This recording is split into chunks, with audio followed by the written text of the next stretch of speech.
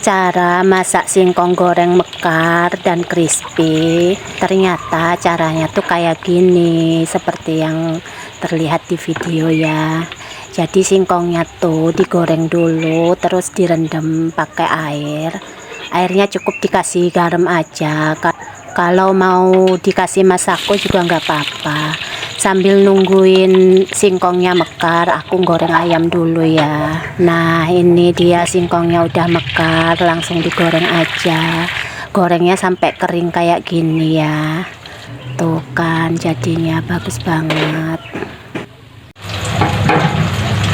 Ini dia hasilnya.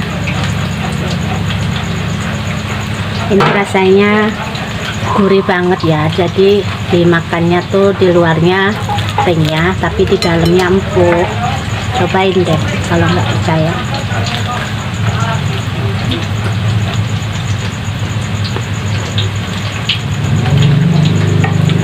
Sumpah enak banget.